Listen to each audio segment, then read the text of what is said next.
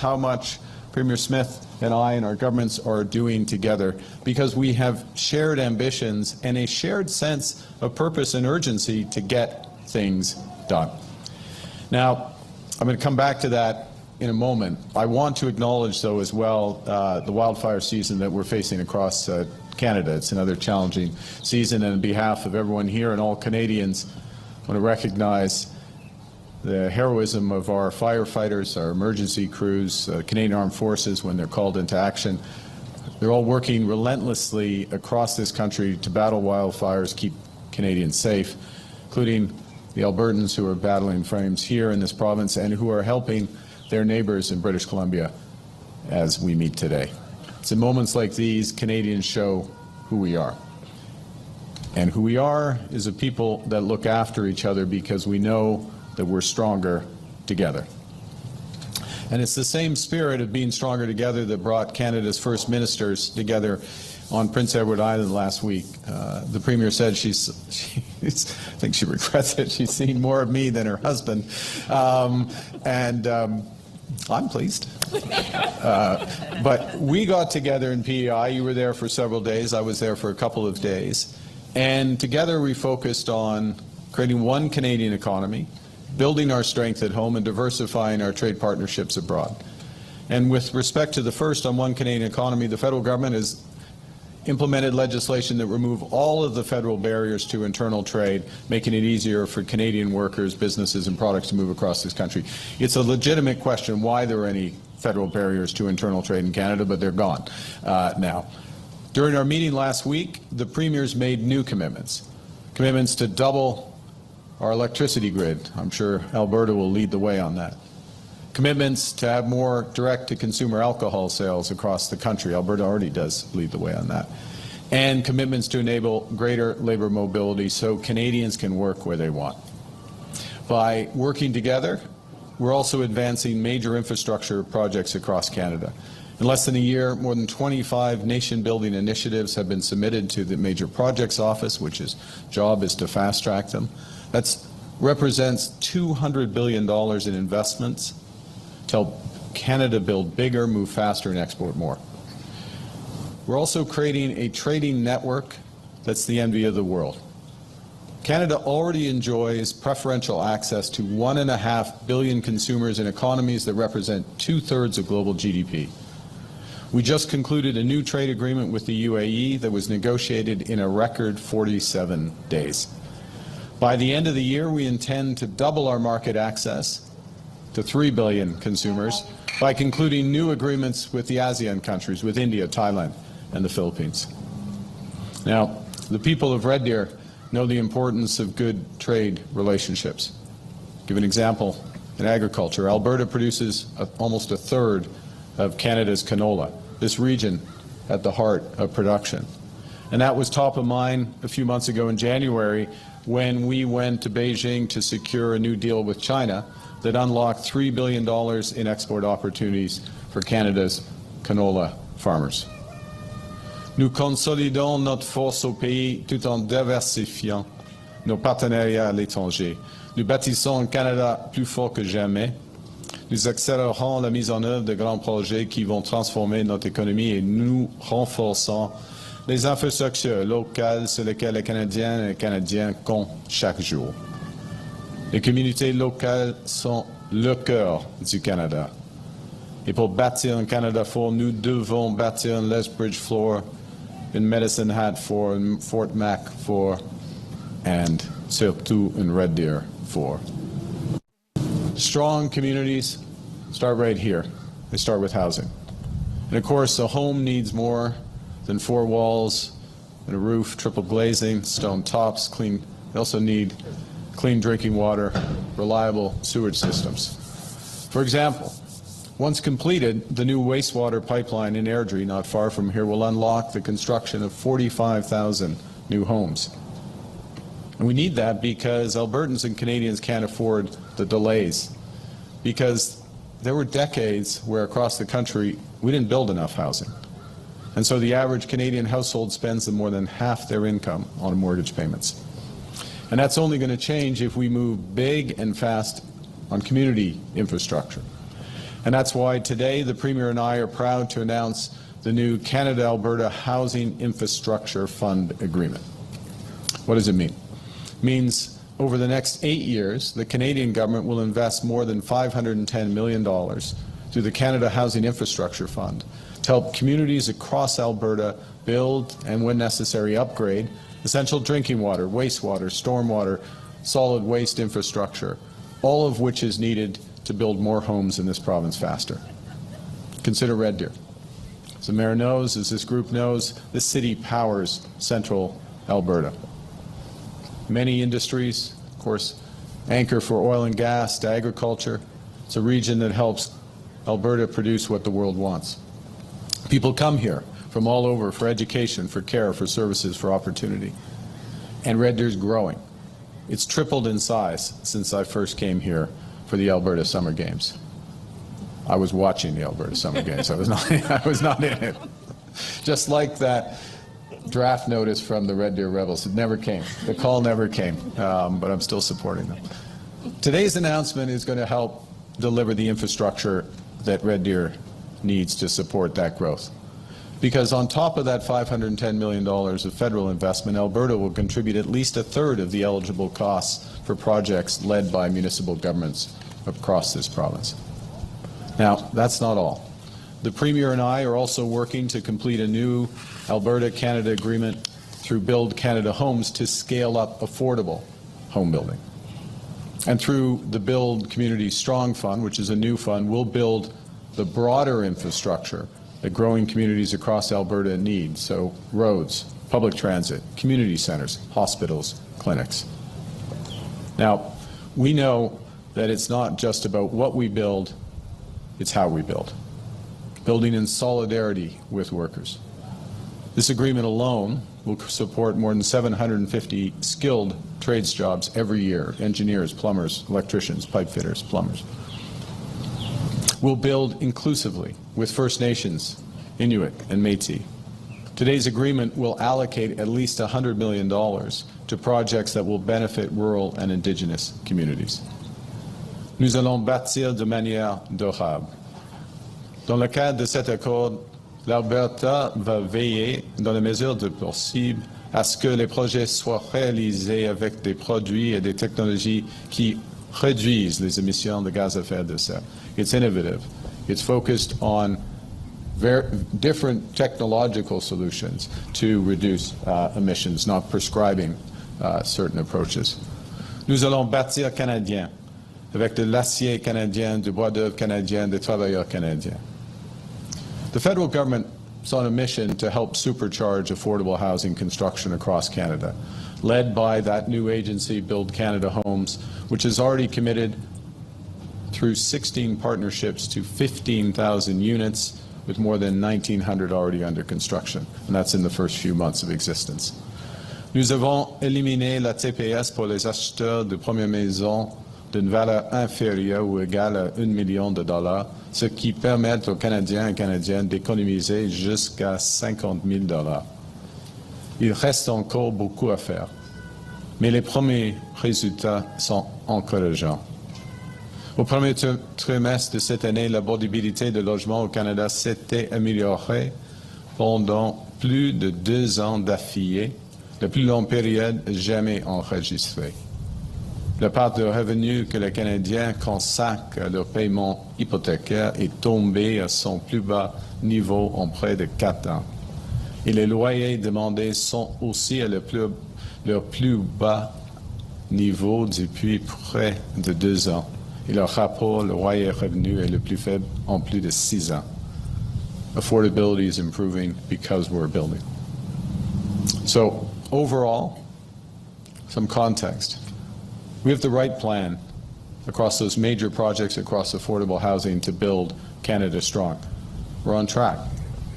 But the scale of the transformation is so large that it means some of the biggest payoffs are going to take some time. And that's where we're also focused on giving Canadians a boost today and a bridge to a better tomorrow. That's why we've cut taxes on incomes, on housing, on gas, and on investment. It's why we've introduced the groceries and essential benefit, up to $1,890 per family to help more than 1.3 million Albertans to get ahead. And that's why we will continue with a relentless focus on affordability, whether it's competition in broadband or building affordable electricity. In an increasingly divided and dangerous world, our unity is our greatest strength. Governments are working together in the spirit of cooperative federalism to make this country stronger, fairer, and more prosperous. That's how the Government of Canada is working with the Government of Alberta to advance a new oil pipeline to the West Coast. This will unlock new markets and support lasting prosperity in Alberta and beyond. The Associated Pathways Carbon Capture Initiative will make Alberta's oil some of the lowest in carbon intensity in the world, while creating an entirely new industry built once again on Albertan drive and ingenuity, just as Alberta did with the oil sands when I was growing up here. Combined, these projects will catalyze over $200 billion in direct investments, create over 175,000 jobs across this country. That's above and beyond my earlier reference to the major projects at the start. Now, more generally, the Premier and I are working to give investors and builders the greater certainty they need through a new agreement that delivers one project, one review. We rely on Alberta's leadership there. Such cooperation is essential to building out Alberta's electricity grid, its housing supply, its critical infrastructure. In Alberta, across Canada, we're strongest together, united, focused, working towards the same goals, making better lives for all our citizens. That's the approach Canada's new government has taken from the start, working with every province and territory to build our strong and Canada strong for all. Thank you very much. And it is now my pleasure to introduce the Premier of Alberta, Danielle Smith. Thank you so much, Prime Minister. Well, thank you and good morning. Thank you to the Prime Minister to join me here at the Premier at Capstone Multifamily Development in Red Deer. Delighted to also be here at the invitation of Mayor Cindy Jeffries, who I also spent a lot of time with in the last month. This has been the place to be with the air show. I also spent a lot of time with in the last month. This has been the place to be with the air show, where I got to see the Canadian snowbirds for the last time in their old jets, the two-door jets, as well as for Westerner Days, and then also to my colleagues in the legislature, Jason Stephan, the MLA for Red Deer North, Adriana LaGrange, not only the MLA for Red Deer South, but also the Minister of Hospital and Surgical Services, and Minister Nathan Neudorf, who is our Minister of Assisted Living and Social Services, and will be building a lot of the homes and overseeing the affordable housing file, as well as seniors construction, as well as subsidized housing over the next several years. This is the geographic center of the Calgary-Edmonton corridor, one of Canada's most important economic routes. Just a few weeks from completion, the Capstone project will provide homes for 119 families here in the heart of Alberta's third largest city. This forward-looking development is part of Red Deer's efforts to revitalize its downtown and create new opportunities for people to live, work, and raise their families here. And Red Deer, like so many communities across Alberta, has experienced the pressures that come from the kind of rapid population growth that we've seen over the last 5 years, as we've welcomed over 600,000 people to our province. This growth has strained public services and infrastructure all over the province, and it's highlighted an acute need to build more and to build faster to catch up. And Alberta's home builders have done a tremendous job of increasing housing supply to meet that demand. And that's why I'm pleased to join the Prime Minister today as we announce a new partnership that allows Alberta municipalities to access more than $510 million in federal funding over 8 years through the Canada Housing Infrastructure Fund for the water and waste years towards affordable housing and continuing care capital. And this includes a commitment of more than $750 million to the Affordable Housing Partnership Program over the next 3 years. And through our last round of the Affordable Housing Partnership Program, we invested $323 million in 41 projects to support more than 3,600 affordable housing units and over 70 emergency shelter spaces. But Alberta's success is not limited to affordable housing. Alberta is a national leader in market housing. Last year, for the first time in Alberta's history, more than 53,000 housing starts were recorded, 14% higher than the previous record set in 2024. For the second year in a row, Alberta has led Canada in housing starts per capita. And despite making up less than 12% of Canada's population, Alberta built nearly a quarter of all housing starts nationally in 2025 and more than 80% of all housing starts across the prairies. Alberta builders are doing their part, but builders can only build when the infrastructure is there to support new communities. A whole lot of work has to happen in the background and literally under the ground before the first shovel ever breaks the surface. A development like the one behind us is simply not possible without reliable water and wastewater systems. Connecting housing to critical infrastructure takes careful collaboration between developers, governments, utility companies, and a whole range of other stakeholders. The fact is that communities like Red Deer can only grow when the infrastructure beneath them grows too. And our government is committed to making sure that communities across Alberta have the water infrastructure they need to support residents, businesses, industries, and future growth. The agreement protects provincial jurisdiction, builds on a strong provincial record of investments in water and wastewater infrastructure, and gives Alberta this ability to direct funding where it's needed most. Our government will identify and prioritize projects based on local needs, ensuring that municipalities, rural communities, and Indigenous communities can access the infrastructure funding that they need to maintain existing systems and support housing growth and economic development. Under the agreement, at least $100 million will be allocated to projects in rural or Indigenous communities across the province, ensuring communities of every size can benefit from the infrastructure needed to support growth. The Ministry of Transportation and Economic Corridors is developing the first list of projects under this agreement by the end of November. This agreement was made possible by a collaborative approach, and I want to thank the federal government for working with us in that spirit. I also want to thank Eagle Builders, who has been a wonderful partner for our government, not only with the Child Advocacy Centre, but this incredible facility, which we learned was built in 10 months with the highest quality materials. The residents will be able to save about 30% on energy costs because of some of the design features, and I'm looking forward to seeing Eagle Builders be able to add much more to our housing stock in Alberta. And with that, am I turning it over to Craig, or is it now questions? We're going to questions. Going to questions, all right. But probably most of it's a unit. Please identify what the question is for, as well as your outlet and your name. S'il vous plaît, vous identifier ainsi que pour qui la question s'adresse. Louis-Philippe. I'm loving it. You are the place to be. I'm not kidding. We're trying. 1, 2, 1, 2. Parfait. Louis-Philippe Trotteau, je suis avec Radio-Canada. Mes questions sont pour le premier ministre Carney. La première concerne les redevances que vous n'imposez plus aux plateformes de diffusion américaines. On voulait savoir, est-ce que c'est une nouvelle concession de votre part dans vos négociations avec Washington? Est-ce que vous cherchez des leviers, dans le fond? Non, pas du tout. Nous avons décidé justement pendant les prochaines semaines. Alors, c'est pas de nouvelles.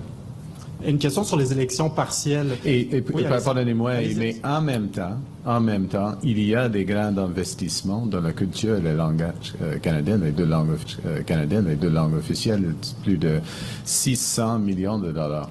OK? C'est la même partie de l'annonce.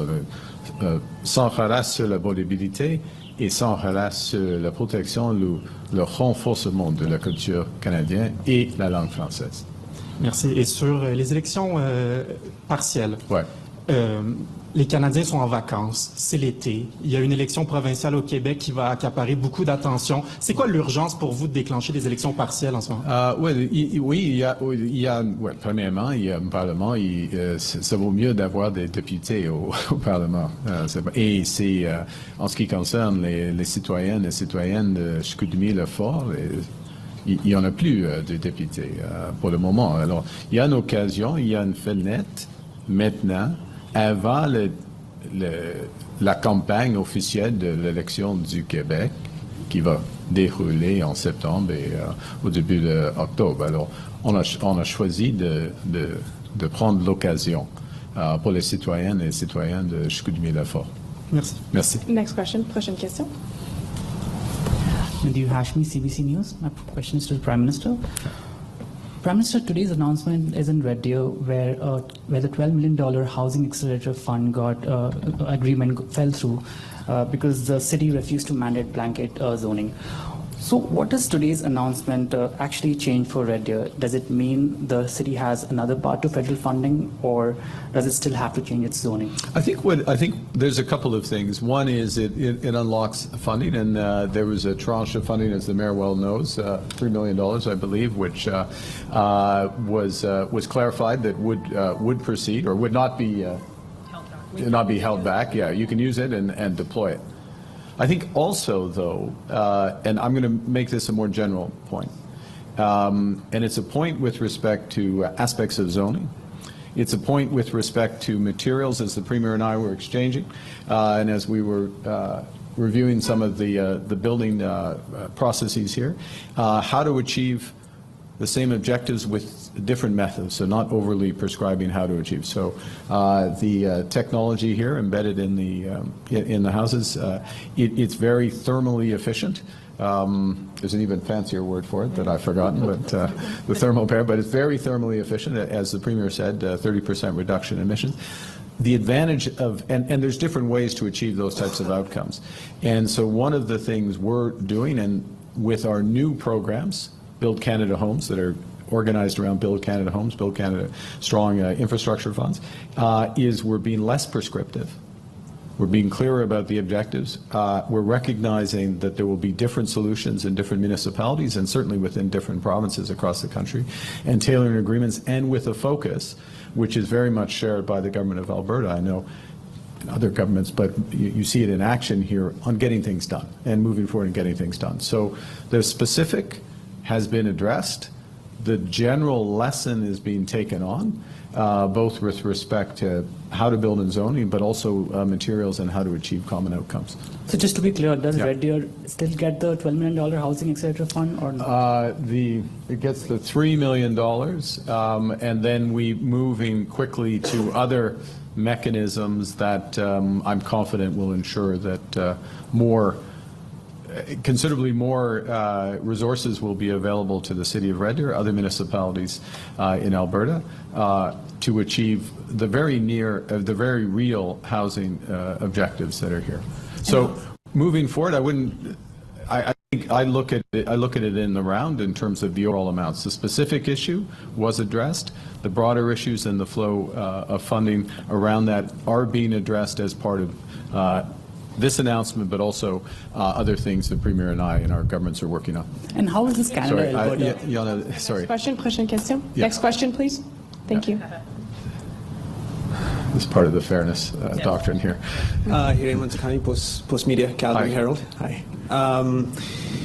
The disagreement around the Housing Accelerator Fund has led to a lot of friction. Finance Minister, now Finance Minister Jason Nixon, threatened to forbid Ottawa from having any housing deals with Alberta municipalities after CMHC cancelled its funding for Red Deer under the Housing Accelerator Fund. What is your response? Will Ottawa cave into Alberta's demands to reinstate funding for Red Deer? Well, it's a very similar question to, it's phrased slightly more inflammatory language to the question just asked. We're focused on building affordable housing. We're focused on building and the infrastructure that helps supporting that, as today's announcement is about, that supports that affordable housing. Housing that's cheaper for people to live in, that's reliable, that's part of great communities and all the community services. We have existing programs, we being the federal government, that are running off, and we're working, and we've shown flexibility in order to make sure that as much as possible under the terms of those programs that's working. We have major work in order to achieve the former is what we're focused on and working with the province. And I'm just going to underscore again, there are flexibilities that we've shown here in a variety of ways. That's not caving in, that's working towards the same goal. The same thing's going to happen with the City of Calgary, and the same thing's going to happen more broadly with other agreements because, and this, I just really want to hammer this point home. We're working to make the lives of our citizens better, right? Whether it's where they live, the schools they go to, the health care they receive, the opportunities they have in the province and around the world. You figure that out by talking, you figure that out by working together, and you figure it out by acting and just remembering what your ultimate goal is. And I think that we're building that track record. Yeah, please, I'll let the Premier. I'll just, my understanding is there were certain rules under that old agreement, And with the change in Red Deer Council, that had that particular program not qualify. I'm glad that there was an accommodation made for $3 million, but I've talked to my minister, Minister Neudorf, that the reason we're here is we recognize how important it is to continue to support Red Deer.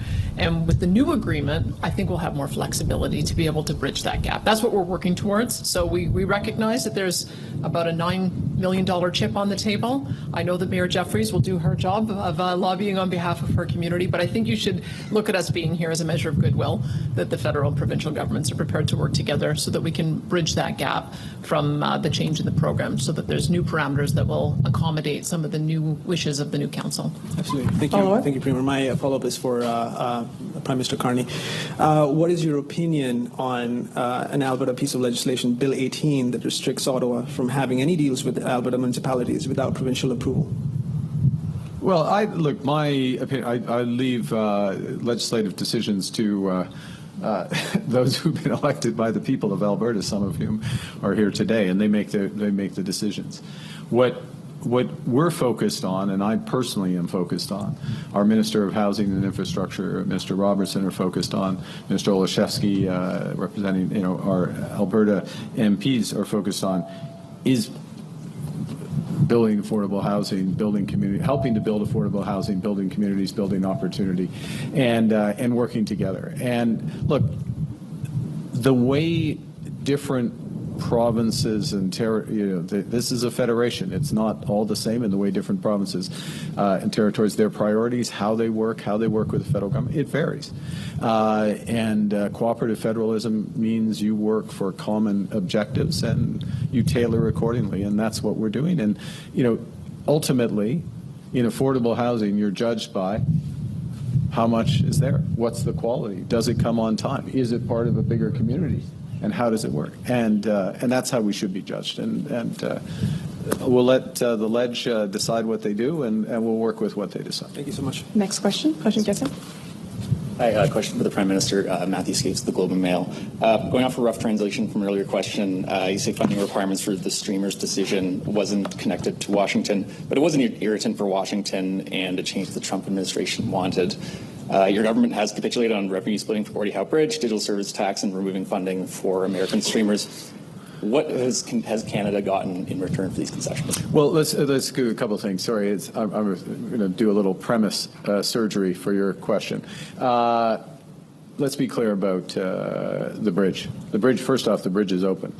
Bridge is open in a region, a narrow economic region that has $300 billion of economic activity that goes across land connections between the United States and largely the province of Ontario. $300 billion of economic activity.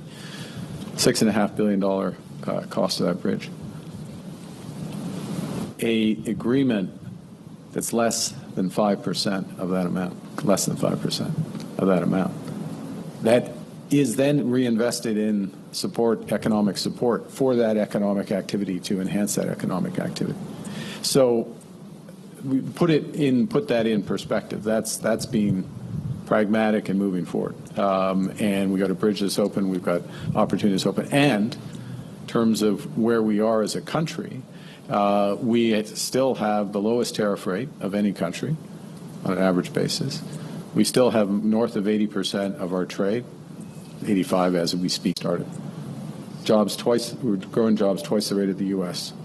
Our FDI is twice the rate of our nearest competitor. That's the United States.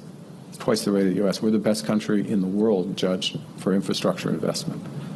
We're focused on the right things: affordable housing, community, becoming an energy superpower, diversifying. Everybody wants to do more with Canada, except the United States. Everyone wants to do more with Canada. So we're engaged in all these trade negotiations, and we're delivering them, and we're on track to have access, free trade access to 3 billion consumers. That's what we got. Follow-up? On the streaming decision, how should Canadians interpret that decision when Minister LeBlanc and Canadian officials are at an event yesterday co-sponsored? We made that decision 2 months ago. That's how they should. We made that decision with a focus on affordability right out of the gate. It's not the time.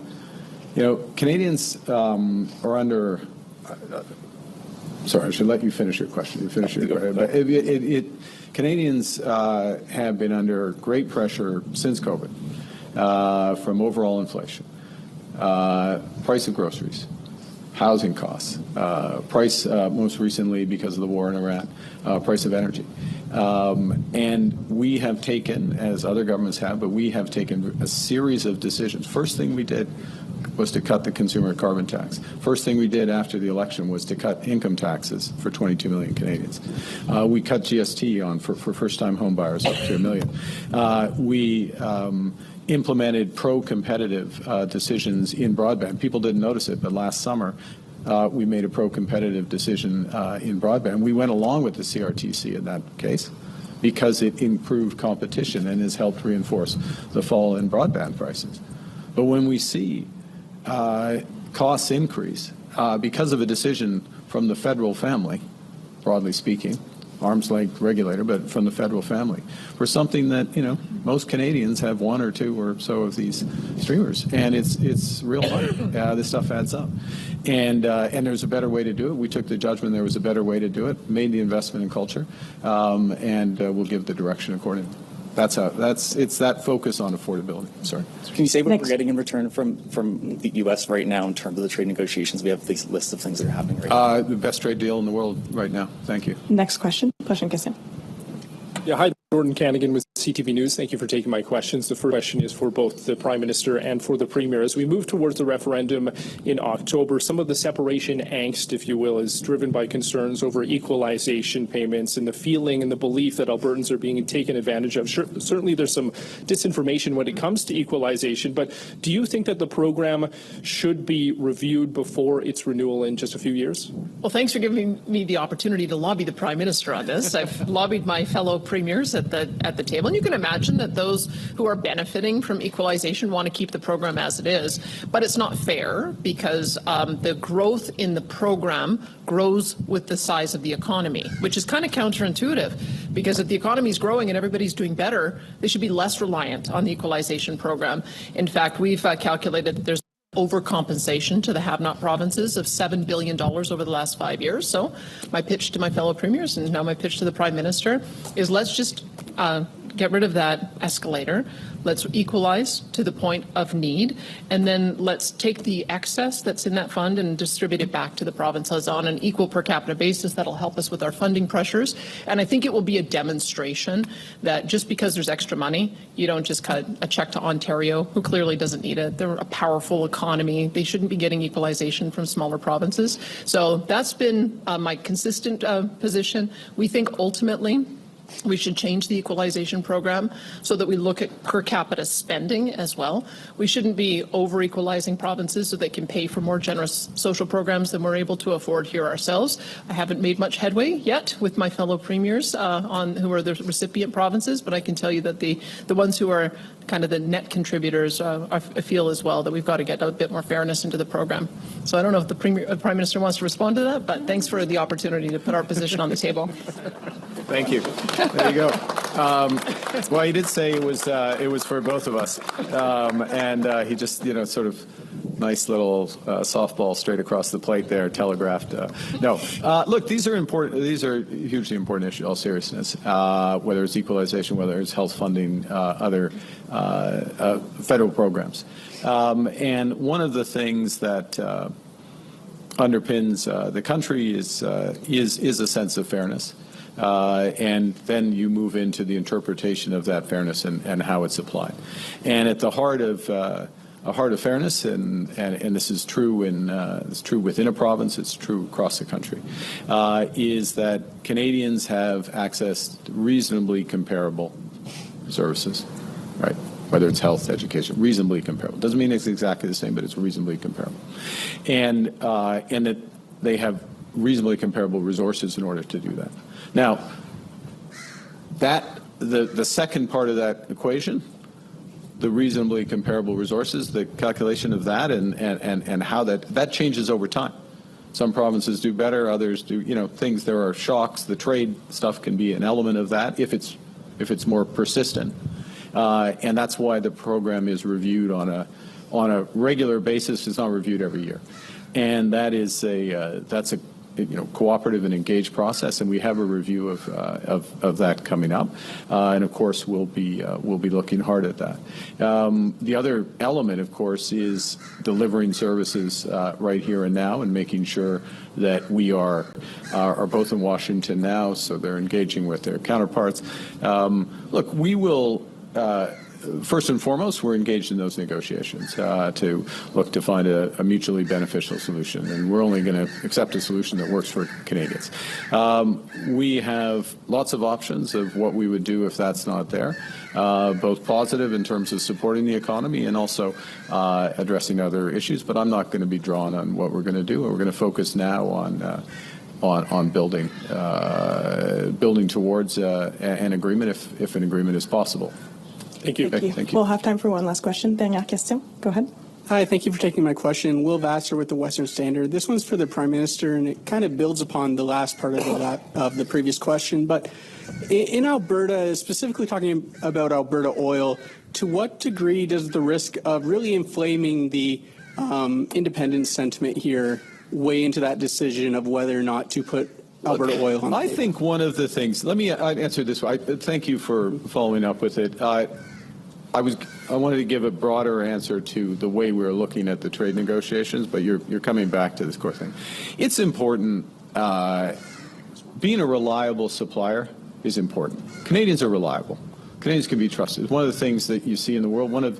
We have many exports and commodities. One of the biggest commodities, arguably the best, is trust. People trust us.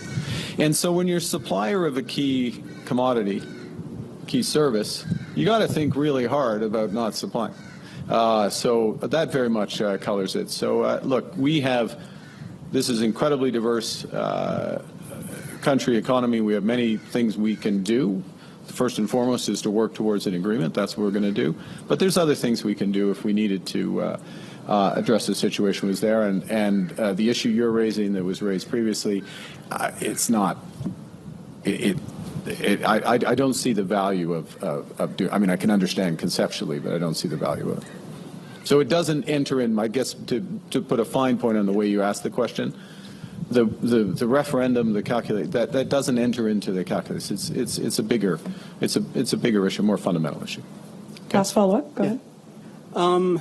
The independence question takes up a lot of the air with the referendum, but other questions on it address immigration. And the Premier's talked about wanting to seek more provincial control over immigration. And so my question would be, what's your willingness to work with Alberta on that if Albertans vote they want to seek more provincial control? I think I'd say a couple of things. First, we had a discussion of this just a few days ago amongst First Ministers. I thought it was quite a productive discussion because it was a well-informed, well-grounded stock take of where we are and a commitment to, and this obviously Premier has her perspectives and views and represented them well, but all of the premiers, including territorial premiers, raised issues around this. And let me put immigration in context, and I'll finish, and maybe give Madame a very quick. I'll finish this though. We have taken back control of immigration. The government's been in place for 16 months. We came in where immigration had been far too high. We'd lost control, of levels and foreign students and temporary workers. The level of asylum seekers is down a third, or the flow. The temporary foreign workers down by a half. Foreign students down by 2/3. So we've taken control. We're on top of the numbers. Now it creates the opportunity, and as First Ministers, Premiers, Prime Minister, governments, we need to discuss where we go from here.